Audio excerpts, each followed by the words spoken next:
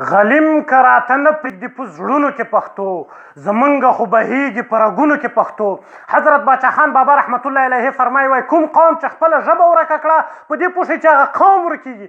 زه دا نه درته وایم چې تاسې له فارسي ژبو پنجابیانو یا اردو ژبو سره تعصب وکئ، خو دا درته وایم چې خپلې ژبې ته وفادار پاتې شئ. د پښتون تر ټولو غټه بدبختي یا غټه بېغیرتي همدا ده چې لږ پیسهداره سي یا لږ سیاستوال سي خپله ژبه پرېږدي، په خپله ژبه باندې شرمېږي.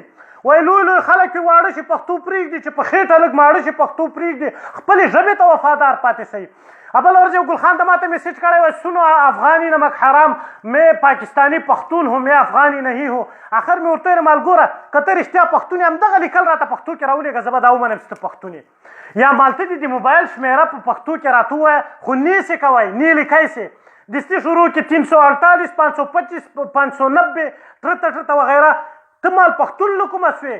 ته د پنجابي غلام یې، ته د پنجاب د خوټو ماشین استعمال نه وروسته دې ایستا چې تا اولاد ښوونځی بیخي پېژني نه خو سکول پېژني. په سکول کې مال د په خپلې ژبې د خپل تاریخ د زده کړې حق لا تر اوسه نه لري. ته له کومې خوا پښتون سې، له کومې خوا آزاد شولې؟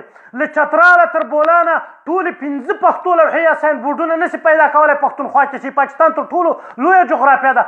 مال له تاسې نه هغه سندیان غیرتي دي، هم په خپله ژبه لیکل کوي، هم لوستل کوي، هم رسمیاتو کې کاروي.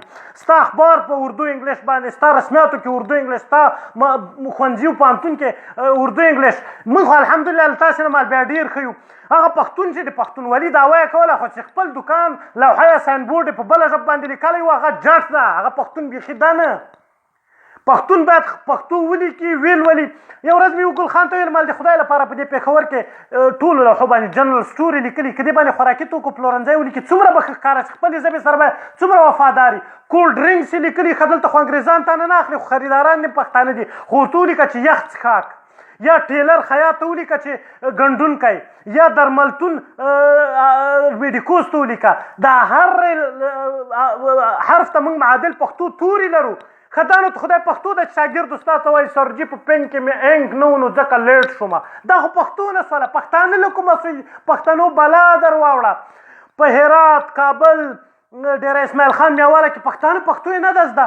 هرات و کابل کې به درته فارسي شروع کړي، میاواله کې پنجابي شروع کړي، په ډېره اسماعیل خان کې به درته سرایکي شروع کړي.